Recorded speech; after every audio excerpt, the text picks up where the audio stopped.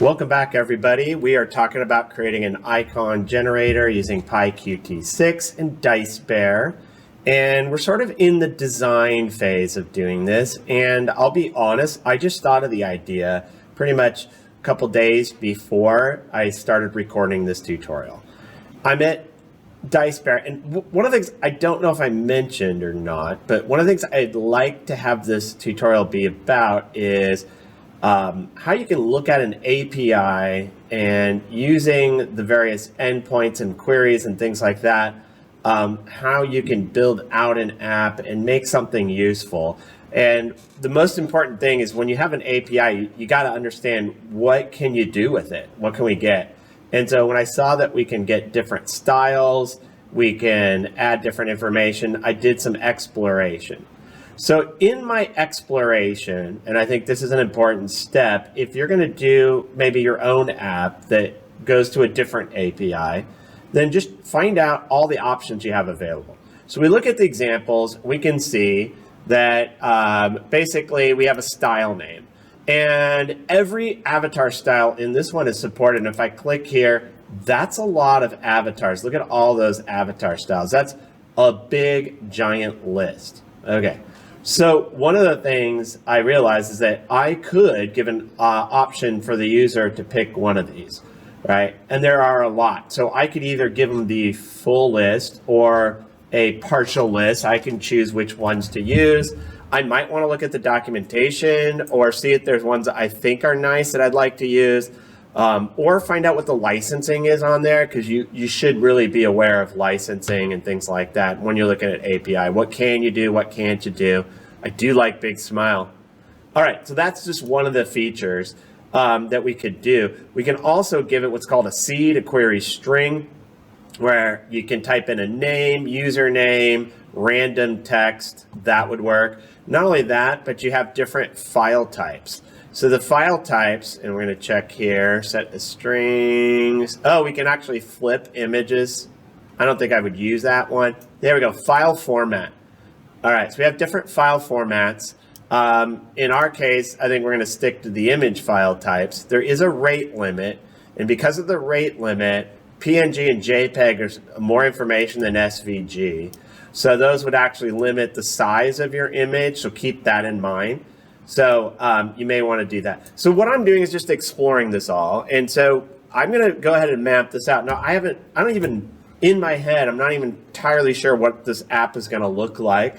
I'm starting to get an idea as to what the user can do. But let's just, understanding what we can do, let's take a look and let's just go ahead and I'm going to go to the README file. I've already added this little section called features. I'm going to put 2 hashtags. If, by the way, on README, it's a markdown file, MD. If you click on here, you can see what it will look like. Notice with 2 hashtags, it's like a heading level 2. So we're going to have some features in here. So if you know about software engineering, you know there's terms like epics and user stories. And so if you want to explore that topic, go for it. I'm going to do my own slight version. It's sort of like user stories in a way. And so here are the features. First one, users will be able to select an avatar style, bots, Lorelei, pixel art. And I'm thinking probably a drop-down list where they can select one. There'll be a default one, probably pixel art. The next thing is that the user should be able to select a file type like SVG, PNG, or JPEG. Also, that's going to be a drop-down. I'm going to explore the JSON type. That was another type they had. I just don't know if that's going to be useful for how we're going to do it. I'll have to explore what that looks like and how I might do it. The next feature would be the idea of customizing your avatar, and that's where you're adding a seed. So if you use the same file type, the same avatar style, but you give it a different seed, it will change it. Okay, so that's another feature that we're going to have. And I don't know why this is not displaying like a bullet list. Is it because I'm not hitting enter in between? Is it because these are tabbed over? I'm not sure. Well, let's just keep going. Excuse me. All right, what was I doing? Oh, yeah. Once they do that, they're just going to click a button. It will display their avatar. And then I want the users to be able to save their avatar as a file. But there should be things like the license to use it. So got to be careful about that. So we'll have to figure out if there's something we have to take into account. I'm not sure, so I'm going to have a section on notes. All right, from here, I want to just figure out why this is not working. Let's see if I just tab it this way. Yeah, there we go. Okay.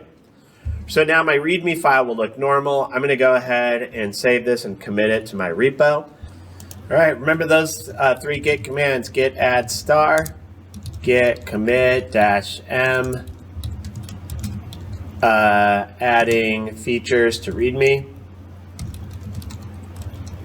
And this is part of the docs, you could say. So I'm going to add that little thing here. Just right here that it's a docs change. Hit enter, git push origin main. And then now that I know kind of what the user can do, this will help guide me as to the types of interactions they're going to do. So I was going to do a little, I'm going to do a little research. I'm going to go online, take a look at a couple different websites and things. I like going to the Google Play Store and seeing other similar apps, see what they can come up with. I definitely want to look at PyQt6 to see what items are available. Let's do that right now. I'm going to create a file in here, an icon generator. I'm going to call it app. And then I want to just show you how easy it is to get this working. Now, I want to remind you, in Poetry on the TOML file, we had already added both requests and PyQt6. If you have not added PyQt6, you just type poetry add PyQt6, just the way you see it written here, and we'll add it. Because without which, this app code will not work. So let's go to the PyQt6 and let's just look at the widget.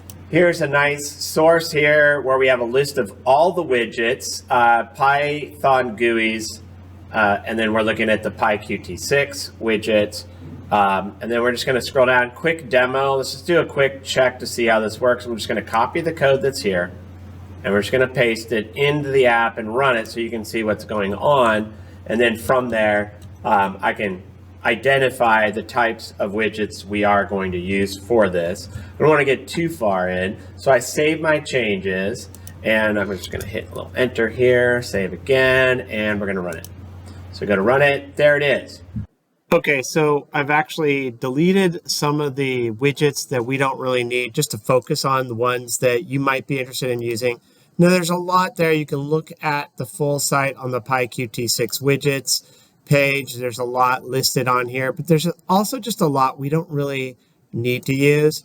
And I'm going to whittle it down even further. So I'm just going to go over the main ones. Here's a checkbox, and you can just check it. You can add extra checkboxes. And that's good for if you can select more than one item and have multiple items. There's no reason for me to use that, so I'm going to get rid of it. Combo box. This could be a good one. On the combo box, one of the things that it lets you do is it lets you choose from a list of options. And I got to just close this here and run it again. There we go. So combo box, you have this little drop down. You click it, and you can select from different items. And there was another one. It was, what was it called? I don't know if I have it on here. And I'm not seeing it. Okay, I might be thinking of a different tool. Here you have like a date selector, date time selector, and then I believe this is a double. Yeah, so this would be this is the Q double spin box. And there is a Q spin box at the bottom where you can go up and down numbers. These are great for numbers. So if you're going to use numbers and you don't want them to accidentally type the wrong thing in, I recommend you do the Q double spin box or the Q spin box. Doesn't count for my app because I'm not really going to do that. Seed is for the Q line edit. Seed would be a perfect one to use because that way the user can choose between it. There are other things we can add like images and other kinds of controls. So I think probably at this point we've looked at sort of what's available on some of the widgets. And if you want to learn more, you just go to pythonguis.com tutorial. Look at the PyQt6 is what I'm focusing on. And I would look at widgets, and then you can also just search for it. In my case, because we're doing a very specific one, let's get a little inspiration. Looking at some examples of a similar type of app that we can use. And then let's create a mock-up, and I'm going to use Canva for that. So I did a little research. I went to the App Store and I just searched for avatar, because avatar generator. Dress up, no, it's not what we're really looking for. Meet and play, no. Let's take a look at avatar maker. We got little snippets of things to add. Not really what I'm thinking. What about Dollify? Kind of an interesting thing here is, what if you had something like this where we had sample images of the different styles and they actually click on that, maybe it takes them to another window. So by doing a little research, sometimes you can come up with some interesting ideas. So it does pay to actually do a little bit of a check. Like, what if we did something like this where instead of like we're dressing this avatar up, we have a window for the avatar. We have some selection here for the file. You could do like file types, or maybe that goes after they've already selected it. Maybe it starts with an SVG and they can download that. And then maybe we have just sample styles that just are little images that when they click on them, it chooses that style, maybe like a thing that highlights it. And you can even have something where you can kind of build it in. I think I'm going to start with something like this as a general layout. I'm going to mock it up, and then I'll try to create that. And then it doesn't really matter the tools you use. You just want to have some kind of a design as to how you're going to lay everything out. And then from there, we can code and do all that. So at this point, I'm going to go to the drawing board, and I'll come back with my mock-up, and then we'll start creating the app. And this here is the actual official mock-up I did. And I don't know, like 5 minutes or so, just to give a rough idea as how we're going to do it. So I'm going to take this hand-drawn one, and I'm going to create one in Canva. This sort of represents this. I'm going to add the drop-down combo list or radio buttons just under the search widget that will have the file types as well. And this is what I came up with. This was sort of the final product working on Canva.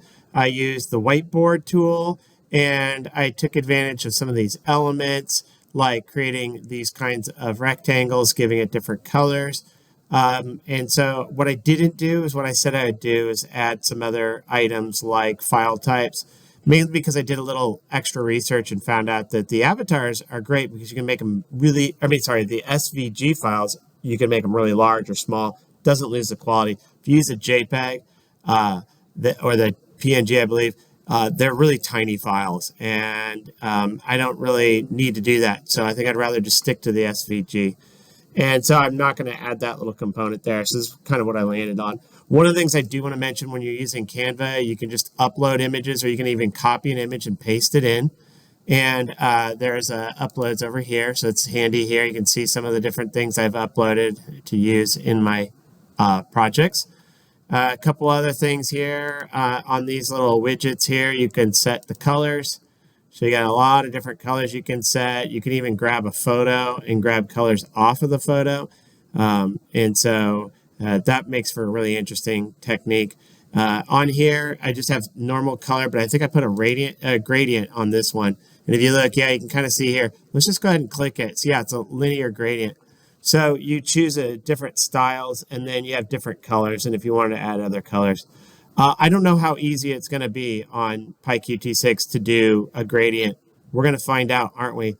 Other thing here, you want to make sure that any font you use is one that you can find on Google Fonts, because we can download we can get Google Fonts onto PyQt6 projects. I've done it before. I know it works.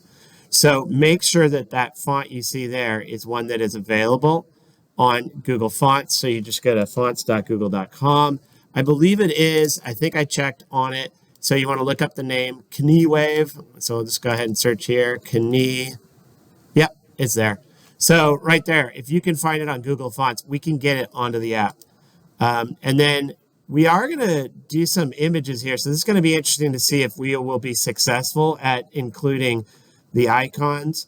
What we may have to do, I'm hoping they can be interactive, and we can actually click on an icon and have it basically select the type of avatar. There's probably should be a way we can like identify it. Maybe if you click on here, it'll say pixel art under there. So there are some things to sort of work out as we go. but we're going to do this sort of an iterative approach. So I'm just going to go with this, and we're going to start creating a layout. And so on our next tutorial, let's get started on getting some of the basic concepts, and let's get a proof of concept. Let's see if we can load labels. We can create a layout, maybe add inputs and buttons and images. If we can get all that done, then we can start working on fine tuning and then coding it, and then we just keep working from there. So stay tuned for that. Thanks a lot for watching.